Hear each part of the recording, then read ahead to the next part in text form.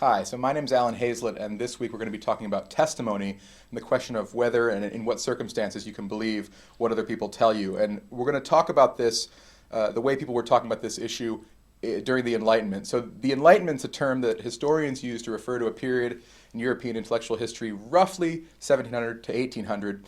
So people talk about what's distinctive of the Enlightenment. Some people would say reason, liberal democracy, science, these are on the rise. Religion and monarchy, these are kind of fading out of popularity. What I want to talk about this week is an ideal or a virtue that contemporary philosophers call intellectual autonomy. I want to talk about how this notion of intellectual autonomy plays out in the thinking of some of the big names in the Enlightenment, and in particular in the two big figures in the Scottish Enlightenment, David Hume and Thomas Reid. So Hume lived and worked in Edinburgh, Scotland, most of his life. He's most famous for developing a completely naturalistic philosophical system. So by naturalistic, people mean a system that nowhere does it appeal to God in giving explanations of things. He's one of the first philosophers to ever have lots of things to say about almost all the different areas of philosophy, but he doesn't appeal to anything supernatural in any of it. He's also really well known for his spirited critiques of religion. Had to keep these under wraps, though. In 18th century Scotland, you couldn't really be all that bold in your critiques of religion. So what I want to talk about is Hume's essay on miracles. It's a chapter in his book called An Enquiry Concerning Human Understanding that first came out in 1748. So Hume's conclusion in the section on miracles is that you should never believe that a miracle's occurred on the basis of testimony. So to figure out why he drew that conclusion, you need to figure out two things. What does he mean by testimony? What does he mean by a miracle? So let's take that first part first. What is testimony? So philosophers use the word testimony to refer to any situation in which you believe something on the basis of what someone else asserts, either verbally or in writing. So someone else tells you something and you believe it, or you read something that someone else wrote down and you believe what they say. Those are all instances of testimony. So Hume and other philosophers who write about testimony are really keen to point out that a ton of what we believe is based on the testimony of other people. So in the essay on miracles, Hume had this to say: so there's no species of reasoning more common, more useful, and even necessary to human life than that which is derived from the testimony of men. Just to get a feel for what Hume's talking about, think of some city you've never visited before, some city you've never actually been to.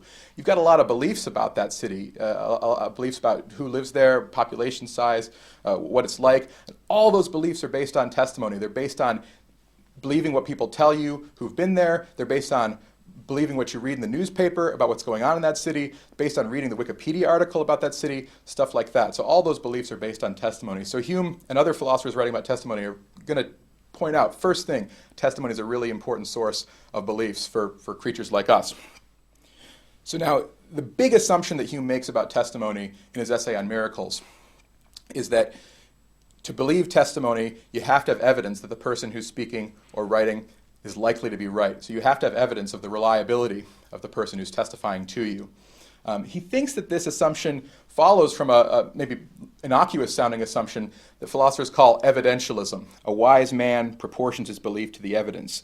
So Hume thinks, well, this applies when it comes to trusting someone else's testimony just as much as it applies in any other situation. So one thing he assumes is that if you're going to trust someone's testimony, you need evidence that they're likely to be right or that they're reliable. And that if you're going to trust people's testimony in general, you need some evidence that people in general are likely to be right when they assert things, or that they're generally reliable. You can see why this evidentialist principle is true if you think about cases where someone testifies to something unusual. So he says that the credit that we give testimony, quote, admits of a diminution, greater or less, in proportion as the fact is more or less unusual. So imagine that you go into a cafe and you order a cup of coffee, and the waiter says, sorry, we don't have any coffee. The coffee machines broke down last night. So in that case, you're likely to believe what the waiter says and trust his testimony. But now imagine, same situation.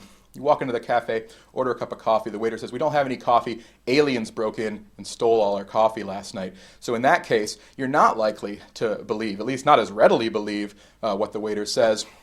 Likely to be doubtful or skeptical that the waiter's telling the truth. Or maybe the waiter's being sincere, but has gotten it wrong for some reason. So there's all kinds of ways in which someone can get their testimony wrong, and this is likely one of those times. So that's what Hume says about testimony. So now, what does he say about miracles? What's a miracle? So he defines a miracle as, quote, a violation of the laws of nature. It's something that's never happened in what he calls the common course of nature. So a miracle is an exception to a previously exceptionless regularity. It's something that's never happened before. So to take an example of this, someone rising from the dead, right? This is something that's never happened before. That's a paradigm example for Hume of a miracle. With this definition of a miracle in place, and with that assumption about testimony, we can now start to see why Hume concludes that you should never believe that a miracle's occurred on the basis of testimony. Here's how he articulates the argument in the essay on miracles. He says, "No testimony is sufficient to establish a miracle unless the testimony be of such a kind that its falsehood would be more miraculous than the fact which it endeavors to establish."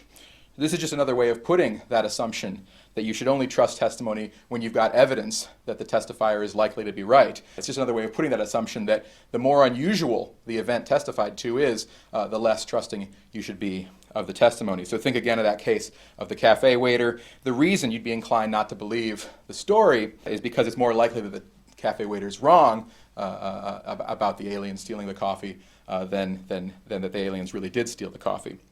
So now imagine that someone asserts that a miracle has occurred. For example, they say someone rose from the dead. So Hume thinks, treat this just like any other case and ask, what's more likely? That this person is wrong for whatever reason, or that someone really did rise from the dead? The way he puts it, what's more miraculous?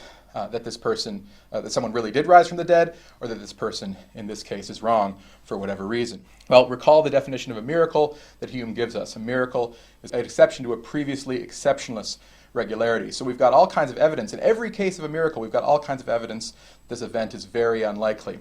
Case of rising from the dead, it's never happened before, so it's a very unlikely event because we've got all kinds of experimental evidence that it's not likely to happen. But now we need one more premise to see how Hume gets to his conclusion, and it's a pretty innocuous assumption. People are often wrong when they testify. So people often assert things that are false. They assert things that are false because they sincerely say something they believe, but they're wrong, and they assert things that are false sometimes intentionally, as when people are lying or joking, or for various other kinds of reasons. So we've got lots of evidence that the miracle is very unlikely, but we actually don't have very much evidence that false testimony is unlikely. We've actually got evidence that false testimony happens all the time. So we can now put all three of these assumptions, the assumption about testimony, the definition of miracles, and this premise about the unreliability of human testimony together, and we can see how Hume gets his conclusion out of them. So the first assumption he makes is that you should only trust testimony when you've got evidence the testifier is likely to be right. The second assumption he makes is that a miracle is an exception to a previously exceptionless regularity. In other words, something that's very unlikely. And the third assumption he makes is that people often assert falsehoods. False testimony isn't all that unlikely. And from those three, he concludes you should never believe that a miracle's occurred on the basis of testimony. To sum that all up, again, imagine someone asserts that someone has risen from the dead. So we've got lots of evidence that's really unlikely. We don't have all that much evidence at all that the speaker is wrong for some reason or other. In fact, we know people are often wrong in what they assert for all kinds of reasons.